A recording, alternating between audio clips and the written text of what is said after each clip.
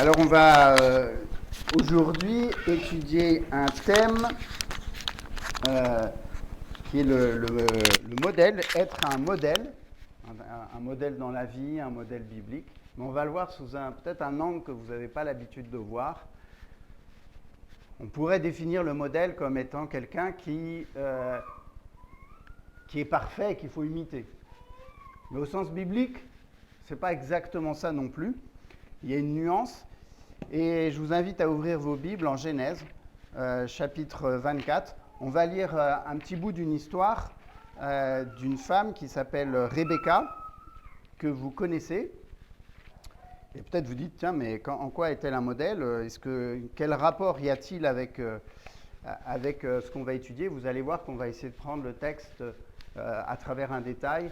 On en avait déjà parlé de Rebecca et de ce qu'elle a fait, mais on va se servir de cet exemple, de ce qui lui est arrivé, de sa vie, pour voir un peu qu'est-ce qu'on entend par modèle dans la parole de Dieu. J'espère que vous aspirez tous à être des modèles, à être des exemples, à être des hommes et des femmes qu'on cherche à imiter. Alors je lis Genèse chapitre 24, on va lire les 24 premiers versets, c'est un petit peu long, mais c'est pour qu'on puisse bien comprendre le contexte. Abraham était avancé en âge, et l'Éternel avait béni Abraham en toutes choses. Abraham dit à son serviteur, le plus ancien de sa maison, l'intendant de tous ses biens, « Mais je te prie ta main sous ma cuisse, et je te ferai jurer par l'Éternel, le Dieu du ciel et le Dieu de la terre, de ne pas prendre pour mon fils une femme parmi les filles des Cananéens au milieu desquels j'habite, mais d'aller dans mon pays et dans ma patrie, prendre une femme pour mon fils Isaac. » Le serviteur lui répondit, « Peut-être la femme ne voudra-t-elle pas me suivre dans ce pays-ci ? Devrais-je mener ton fils dans le pays d'où tu es sorti ?» Abraham lui dit, « Garde-toi d'y mener mon fils. L'Éternel, le Dieu du ciel, qui m'a fait sortir de la maison de mon père et de ma patrie, qui m'a parlé et qui m'a juré en disant, « Je donnerai ce pays à ta postérité, lui-même enverra son ange devant toi, et c'est là que tu prendras une femme pour mon fils. » Là, je me fais une petite pause là. Abraham rappelle à son serviteur qu'il y a une promesse en jeu. On continue au verset 8. « Si la femme ne veut pas te suivre, tu seras dégagé de ce serment que je te fais faire. Seulement, tu n'y mèneras pas mon fils. » Alors le serviteur mit sa main sous la cuisse d'Abraham, son seigneur, et lui jura d'observer ces choses. Le serviteur prit 10 chameaux. Retenez ce chiffre. 10 chameaux, pas 8, pas 9, 10, parmi les chameaux de son seigneur, et il partit ayant à sa disposition tous les biens de son seigneur. Il se leva et alla en Mésopotamie, à la ville de Nachor. Il fit reposer les chameaux sur leurs genoux hors de la ville, près d'un puits, au temps du soir, au temps où sortent celles qui vont puiser de l'eau. Et il dit, « Éternel, Dieu de mon Seigneur Abraham, fais-moi, je te prie, rencontrer aujourd'hui ce que je désire, et use de monter envers mon Seigneur Abraham. Voici, je me tiens près de la source d'eau, et les filles des gens de la ville vont sortir pour puiser de l'eau. Que la jeune fille à laquelle je dirai, « Penche ta cruche, je te prie, pour que je boive, et qui répondra, « Bois, et je donnerai aussi à boire à tes chameaux, soit celle que tu as destinée à ton serviteur Isaac. Et par là, je connaîtrai que tu uses de bonté envers mon Seigneur. » Il n'avait pas encore fini de parler que sortit, sa cruche sur l'épaule, Rebecca, née de Bethuel, fille de Milca, femme de Nachor, frère d'Abraham. C'était une jeune fille très belle de figure. Elle était vierge et aucun homme ne l'avait connue. Elle descendit à la source, remplit sa cruche et remonta. Le serviteur courut au-devant d'elle et dit, « Mais laisse-moi boire, je te prie, un peu d'eau de ta cruche. » Elle répondit, « Bois, mon Seigneur. » Et elle s'empressa d'abaisser sa cruche sur sa main et de lui donner à boire. Quand elle eut achevé de lui donner à boire, elle dit, « Je puiserai aussi pour tes chameaux jusqu'à ce qu'ils aient assez bu. » Et elle s'empressa de vider sa cruche dans l'abreuvoir et courut encore au puits pour puiser, et elle puisa pour tous les chameaux. L'homme la regardait avec étonnement et sans rien dire pour voir si l'Éternel faisait réussir son voyage ou non.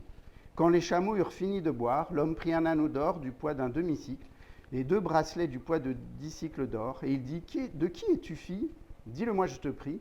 Y a-t-il dans la maison de ton père de la place pour passer la nuit ?»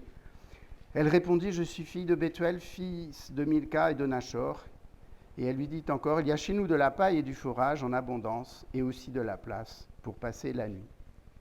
Et donc l'homme, jusqu'ici donc, et l'homme ira dormir là-bas. Alors voilà l'histoire de Rebecca. Et ce qui va nous intéresser, on en avait déjà parlé, c'est un lien avec le service, c'est cette histoire de chameau. Hein, vous connaissez cette histoire de chameau, non? Non? Le serviteur d'Abraham arrive avec 10 chameaux. Ok? Donc vous avez lu comme moi. Et il va demander à Dieu un signe qui nous paraît anodin. Et il dit, Seigneur, s'il y a une fille qui donne à boire à mes 10 chameaux, je saurai que c'est toi. Et j'ai fait un petit calcul pour voir un peu le camel, le chameau, qu'est-ce qui se passe avec ça. Un chameau, ça boit 135 litres d'eau en 10 minutes. C'est-à-dire que quand parce que là, il revient d'une traversée, donc il arrive avec ses 10 chameaux, et il va falloir donner à boire aux chameaux 135 litres d'eau par chameau, fois 10 chameaux, ça fait 1350 litres. Ça représente 900 bouteilles d'eau. Des bouteilles de 1,5 litre. 900 bouteilles. Ou, si on considère qu'elle a une cruche d'à peu près 20 litres, ceux qui ont connu l'Afrique, hein, ils savent, c'est des bidons de 20 litres, ça fait 70 bidons de 20 litres. Et ça, Rebecca, elle le fait. Alors, je ne sais pas si vous avez vu en Afrique quand on puise, et que vous avez déjà remonté un bidon de 20 litres comme ça. Franchement, au bout de 4 ou 5, elle, il n'y a pas de souci, 70. Allez hop.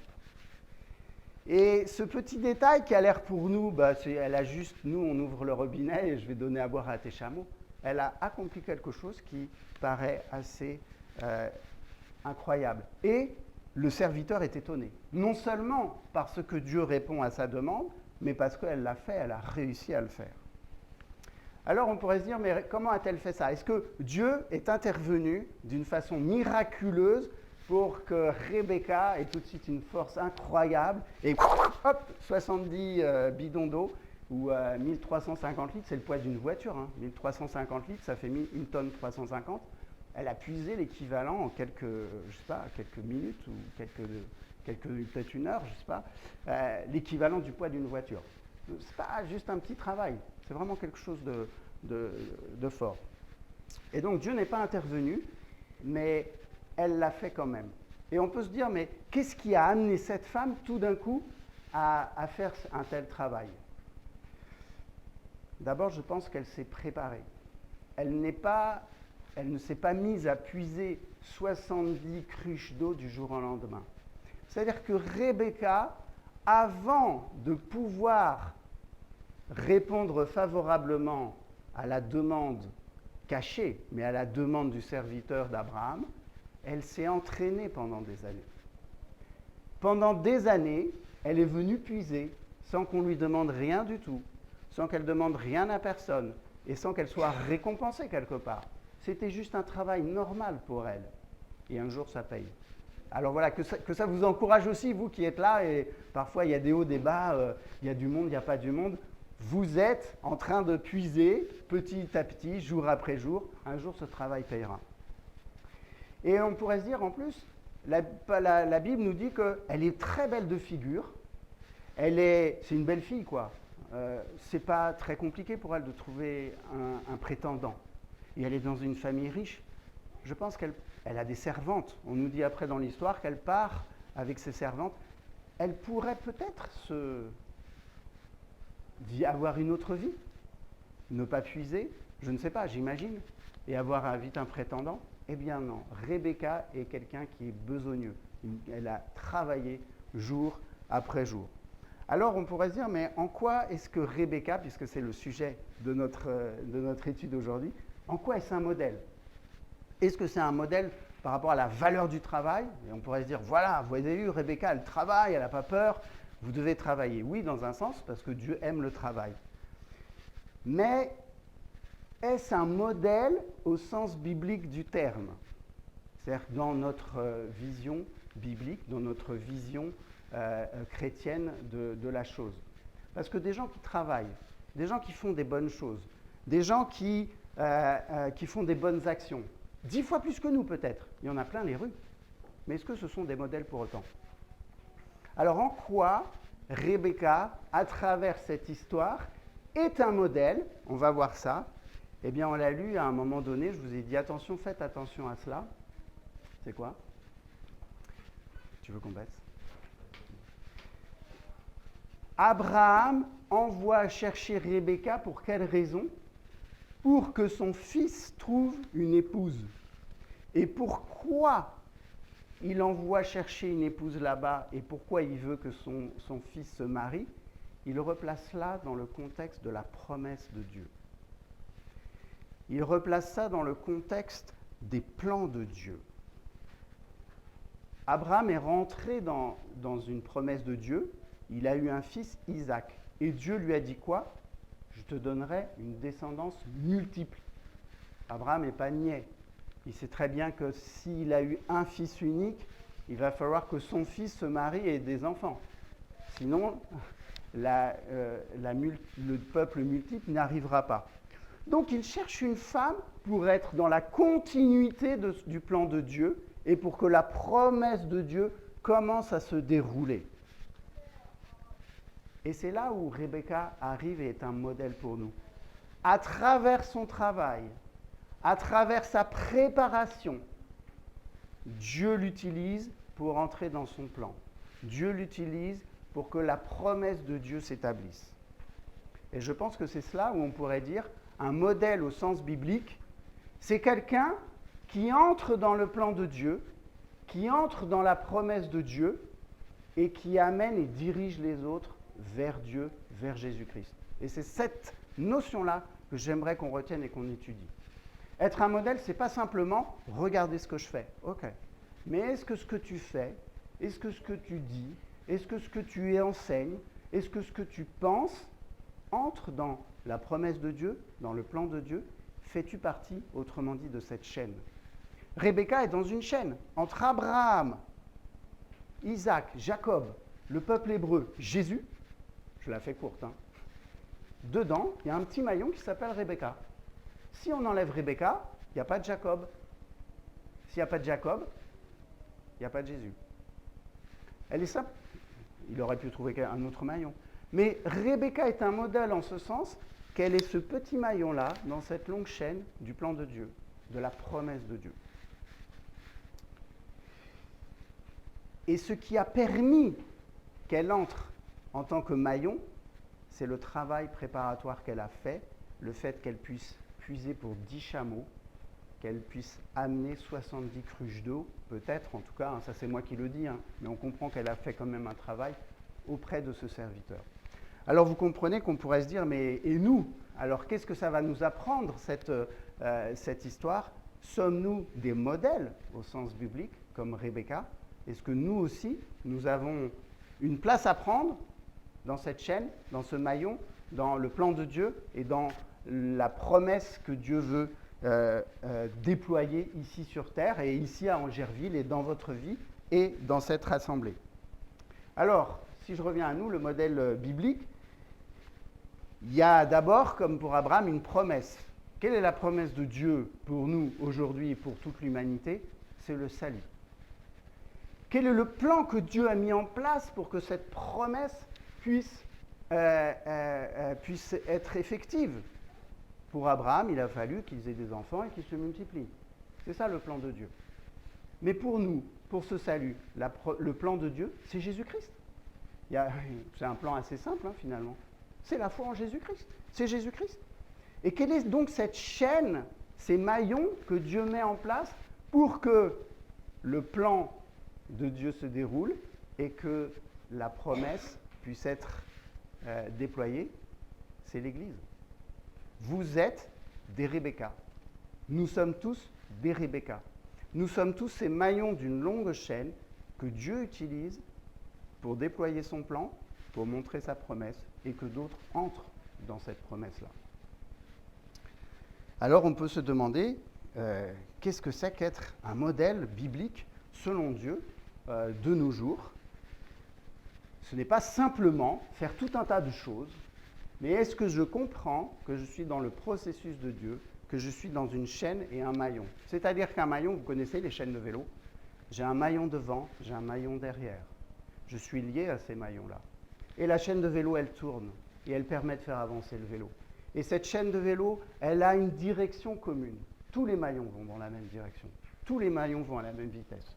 Tous les maillons ont cette direction et cet objectif commun de faire avancer et de faire que le plan de Dieu se déploie. Et êtes-vous des modèles, donc, êtes-vous des modèles, sommes-nous des modèles au sens biblique du terme. Et on voit que la question n'est pas d'être parfait. Rebecca n'était pas parfaite. Elle le montrera après quand elle choisit un fils plutôt qu'un autre. C'est pas très joli ça. Hein? Alors vous avez tous des frères et sœurs, ça tombe bien, les enfants. Si moi demain je disais mon fils préféré c'est Joseph, les autres là, ils sont nuls, ils servent à rien. Vous imaginez la catastrophe dans la famille? Ou si bien demain Georges disait mon fils préféré c'est, allez, lequel je choisis? C'est Mathis, l'autre là. Ou si Nazaire disait ma fille préférée c'est Théa, parce que les autres là, hein, ce serait dur, non? Donc vous voyez que Rebecca, elle n'avait pas un cœur parfait. Et pourtant Dieu l'a utilisé. Non, vous les autres aussi, vous êtes bien. Il faut que je refasse l'histoire avec le nom de chacun. Il ne faut pas faire de jaloux. Rebecca n'était pas parfaite. Et nous non plus, nous ne sommes pas parfaits. Et pourtant, Dieu veut nous mettre dans cette chaîne et faire de nous des modèles. Et on va voir exactement ce que c'est. Je pourrais me dire aussi, j'ai qu'à vivre comme je veux, comme je peux, et je vais attendre le moment où Dieu va décider de m'utiliser pour être dans cette chaîne. Mais ce n'est pas ce qui s'est passé avec Rebecca. Si elle n'avait jamais puisé de l'eau, si elle ne s'était jamais entraînée quelque part, le jour où il aurait fallu puiser 70 crues, je ne vous dis pas la catastrophe, quoi. Alors elle aurait certainement trouvé un moyen, appeler ses servantes ou quoi, mais ça aurait été compliqué. Donc, je n'ai pas à être parfait et je n'ai pas à être dans l'attente. Dieu me demande tout de suite de me mettre dans cette chaîne-là. Je ne sais pas quand est-ce que c'est moi qui vais passer dans le dérailleur là, du vélo et qui vais faire une action. Ça, j'en sais rien. Mais tout de suite, je dois me mettre dedans. Alors la question, c'est, ai-je la volonté d'être ce maillon-là? Est-ce que j'ai la volonté d'être un maillon de cette longue chaîne, de tenir la main à celui qui est devant moi et qui me tire, et de tenir la main à celui qui est après moi et que je tire, et ainsi de suite, et je vois celui qui le tire aussi, et celui qui me tire, je vois aussi un autre qui le tire devant. Et on est tous égaux dans cette chaîne. Il n'y a pas un maillon qui peut dire c'est moi le gros maillon, quoi. C'est moi le plus gros maillon, c'est moi le maillon qui fait mieux tourner la chaîne ou plus vite. On est tous à égalité dans ce domaine. Et donc, on doit être tous assemblés. Et la question est de savoir si je suis un maillon tout seul, tout rouillé, en dehors de cette chaîne, qui n'est utile à personne, ou est-ce que j'accepte que Dieu me prenne, moi qui est tout seul, rouillé, qui n'est pas en très bon état, et qui m'intègre dans cette chaîne. Et vous savez vous avez déjà vu une chaîne qui est rouillée? Si vous mettez un peu d'huile et que vous commencez à la faire tourner, il se passe quoi? La rouille disparaît et ça tourne. Si je prends un maillon rouillé tout seul, je le pose, je mets de l'huile dessus, qu'est-ce qui se passe? Rien. Il va rester rouillé, il sera un peu gras, il va rester rouillé. Et l'huile, c'est quoi? C'est le Saint-Esprit. Hein? Le symbole de l'huile dans la parole de Dieu, c'est le Saint-Esprit. Donc, même si je ne suis pas parfait, même si je suis rouillé, même si je me vois vraiment sans capacité, Dieu m'appelle à être rentré dans cette chaîne. C'est lui qui va faire le tout. Il va mettre son huile, il va mettre son Saint-Esprit, il va faire tourner les choses, c'est lui qui a les pédales en main, et en pied plutôt, et c'est lui qui va faire coordonner l'ensemble. Être un modèle, ce n'est pas seulement avoir une attitude, une perfection, bien qu'on y tend, mais c'est être dans un mouvement. Être un modèle, c'est aller dans une direction. Être un modèle, c'est pas prétendre être le meilleur, mais c'est vouloir être avec les autres, enchaîner aux autres et vouloir avancer. Et c'est pour ça que le Seigneur, lui, il n'a pas pris cette image de la chaîne, parce qu'il n'y avait pas de vélo à l'époque, ça n'existait pas, mais il a pris l'image du corps humain et des membres. Sans bras, ça ne marche pas, sans œil, ça ne marche pas, sans oreille, ça ne marche pas. Et c'est ça que le Seigneur nous enseigne à travers ses paroles. Vous êtes membres les uns des autres, vous devez vous aimer, vous devez souffrir ensemble. Autrement dit, vous devez être des modèles, des exemples au sens biblique du terme. Et un exemple, un modèle, c'est quoi? C'est quelqu'un qui s'intègre dans le plan de Dieu. C'est quelqu'un qui s'intègre dans la promesse de Dieu. Et c'est quelqu'un qui est en mouvement dans ce plan et dans cette promesse. Alors certains pourront me dire, mais puis-je être un modèle de silence, un modèle d'inaction, un modèle d'effacement? Et on voit que ça ne fonctionne pas. Personne ne peut dire, je suis un modèle, je veux montrer des choses, je veux qu'on voit que je suis dans le plan de Dieu, dans la promesse de Dieu, tout en étant silencieux, effacé et invisible. Ça n'existe pas. Et c'est pour ça que Dieu nous appelle à l'action. Donc être modèle, c'est être intégré dans le plan, dans la dynamique de Dieu et dans la promesse de Dieu. Et ça se concrétise par quoi? Parce que je vais pouvoir manifester ce que je vais pouvoir faire. Ce n'est pas ce que je fais qui fait de moi un modèle. C'est parce que je suis dans le plan de Dieu, dans la promesse de Dieu, que je suis un modèle, et c'est grâce à ça que je vais faire des choses. Et c'est ça qui va manifester aux autres. L'envie peut-être, qui va montrer aux autres l'envie de venir. Le meilleur exemple de modèle, c'est qui? C'est Jésus-Christ. Admettons que Jésus-Christ est sans péché, mais qu'il soit venu sans péché sur cette terre et qu'il ait attendu. Voilà. C'est Jésus, il est sans péché, c'est le modèle parfait, et il attend. Ça n'aurait pas bien fonctionné. Mais qu'est-ce qu'il a fait? Il a fait la volonté du Père, c'est lui qui nous le dit. Il a écouté le Père, donc autrement dit, il est rentré dans le plan de Dieu. Et deuxièmement, il s'est tourné vers les autres. Et c'est ça qu'on va regarder. Et quand je me tourne vers les autres, je comprends que je suis dans une chaîne, que je suis dans un maillon. On va aller en Jean chapitre 13, verset 15. Courage les amis. Il y a un maillon devant vous et un maillon derrière vous. N'oubliez pas le maillon derrière et restez accrochés au maillon de devant. Jean chapitre 13 au verset 15. Je vous ai donné un exemple afin que vous fassiez comme je vous ai fait. De quoi il parle?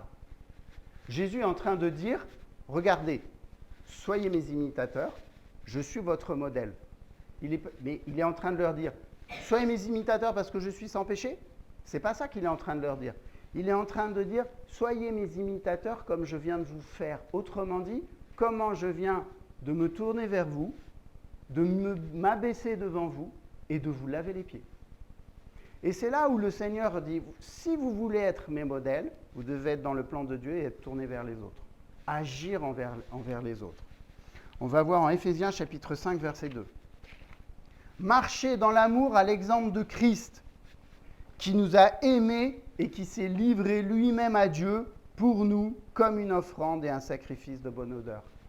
L'exemple de Christ, c'est non seulement qu'il était sans péché, non seulement qu'il était tourné vers les autres, mais qu'il s'est donné pour les autres.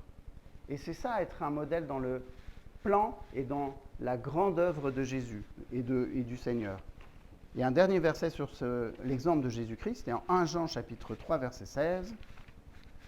Nous avons connu l'amour en ce qu'il nous a donné sa vie pour nous. Nous aussi, nous devons donner notre vie pour les frères. Donc l'exemple type de Jésus, c'est qu'il était certes parfait, mais qu'il est entré dans le plan de Dieu pour se donner pour les autres et se tourner vers les autres. Et c'est ça, être un modèle selon la parole de Dieu. Alors j'aimerais qu'on se pose cette question, maintenant qu'on a vu tout ça, comment faire et surtout, est-ce que je suis un maillon? Et si je devais évaluer ça dans la vie de quelqu'un, es-tu un maillon? Es-tu un modèle au sens biblique? Je lui dirais, mais je me demanderais, vers quoi m'amènes-tu? Ou vers quoi me diriges-tu? Est-ce que quand je discute avec toi, est-ce que quand je réfléchis avec toi, quand je sors avec toi, tu m'amènes vers des choses qui sont bonnes ou des choses qui ne sont pas bonnes? Est-ce que tu es ce maillon qui m'amène vers le cinéma, vers la musique mondaine? Est-ce que tu es ce maillon qui m'amène vers le sport, vers les loisirs, vers les garçons, les filles, Tu es ce maillon-là? Alors tu n'es pas un modèle. Tu n'es pas un modèle selon Christ. Tu ne fais pas partie de la chaîne spirituelle que Dieu veut dans son Église. Tu fais partie d'une autre chaîne. Tu fais partie certainement tu es un maillon dans un autre système, mais tu n'es pas un maillon spirituel de Jésus-Christ. Parce que le maillon qui est un maillon selon Dieu, il m'amène toujours vers Christ. Est-ce que quand je te vois, on parle du Seigneur, tu pries pour moi, je prie pour toi? Est-ce que quand je viens chez toi, quand je vois ta vie, je vois Christ en toi? C'est manifeste? Ah, alors là, tu es un vrai maillon. Là, tu es un modèle selon Dieu. Parce que je peux voir que tu es dans le plan de Dieu. Je peux voir la promesse de Dieu dans ta vie. Et je vois que le plan de Dieu se déroule. Comme Rebecca. Exactement comme Rebecca. Et lorsque cette personne pourrait me poser des questions sur elle, oui, tu m'amènes vers Christ avec tes défauts. Oui, tu m'amènes vers Christ avec tes imperfections. Tu m'amènes vers Christ sans trop savoir comment tu fais. Tu m'amènes vers Christ avec tout un tas de maladresses. Mais tu es quand même un modèle. Parce que tu m'amènes dans la bonne direction, dans le plan de Dieu et dans la promesse de Dieu. Tu peux être parfait, me parler de rock'n'roll, de sport, mais tu n'es pas un modèle pour moi. Tu n'es pas un modèle. Ce qui m'intéresse, c'est où tu m'amènes. Où est-ce que cette dynamique, où est-ce que ce mouvement m'amène? Si c'est vers Christ, alors tu es un modèle. Vous imaginez si Rebecca avait été fainéante? Patatras, rien ne se serait passé. Et donc, on va lire 1 Jean chapitre 3, verset 12. On y est déjà. Si je cherche à être un modèle biblique, un modèle en action, un modèle qui amène vers Christ, mes œuvres doivent en témoigner. Les œuvres ne font pas de moi un modèle parfait, mais mes œuvres, ce que je dis, ce que je fais, doit témoigner. 1 Jean chapitre 3 au verset 12, il y dit « Vous ne devez pas, entre guillemets, ne pas ressembler à Caïn, qui était du malin et qui tua son frère. Et pourquoi le tua-t-il? Parce que ses œuvres étaient mauvaises et que celles de son frère étaient justes. » Ses œuvres étaient mauvaises et celles de son frère étaient justes. Caïn, c'est le modèle type d'une personne qui est religieuse. Pourquoi? Parce que ses œuvres étaient mauvaises, mais il voulait faire semblant. Et au lieu d'accepter un sacrifice comme son frère avec du sang, il a voulu juste faire une petite offrande à Dieu. Et ça n'a pas plu à Dieu, qui a vu son cœur. Pourquoi? Quelle est la signification de cela finalement? Son frère avait compris que sans effusion de sang, il n'y a pas de pardon. Donc, il avait compris qu'il devait avoir le pardon de Dieu.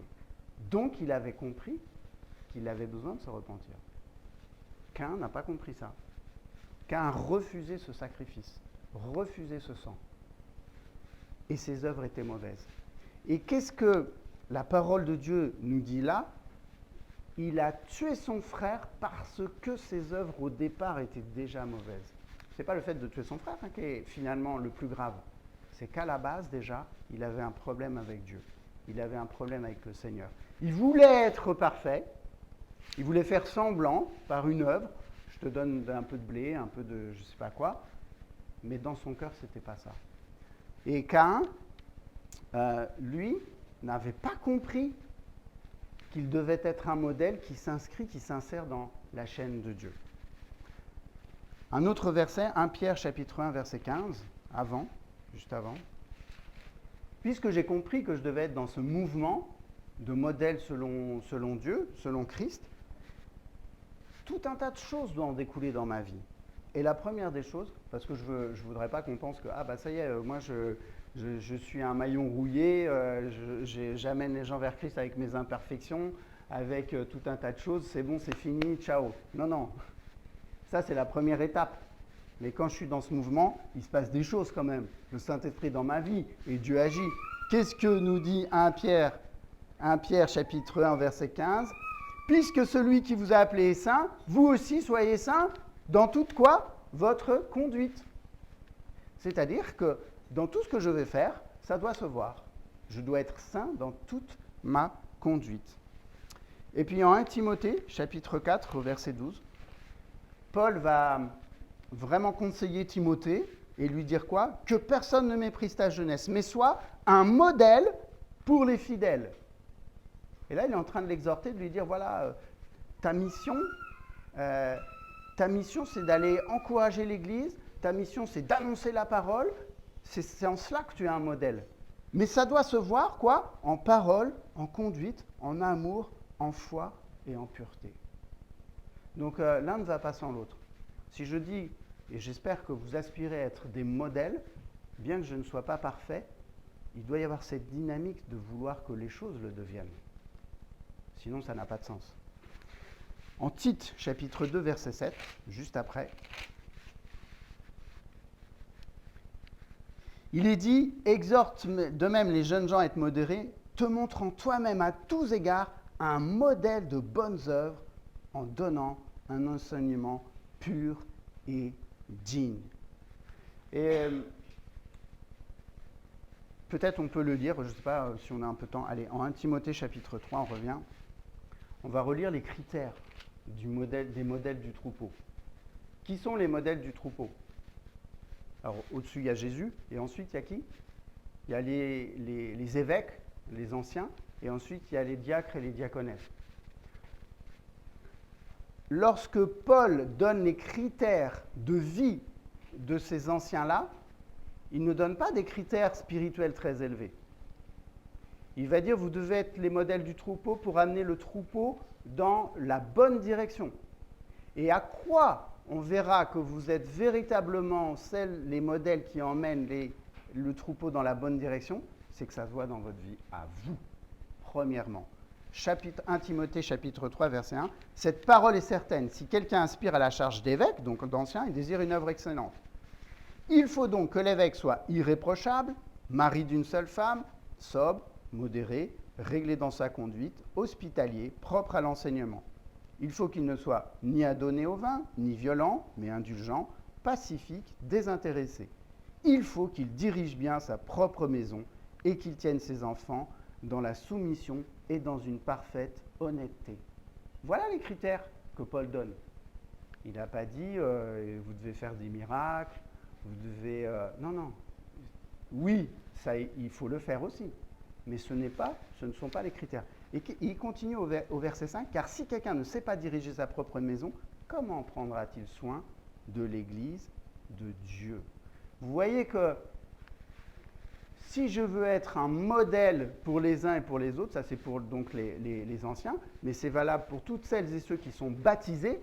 Si tu veux être un modèle à l'école, au collège, au lycée, à l'université, dans ta famille, dans ton quartier, il va falloir t'inscrire dans le plan de Dieu, il va falloir être dans cette dynamique, et 2, il va falloir qu'on découle un comportement. Et c'est pour ça que le plus grand témoignage, c'est la façon dont on vit, avant même d'évangéliser. Si je ne témoigne pas par ma propre vie, le témoignage vocal, oral, que je peux dire après, n'aura plus aucun impact.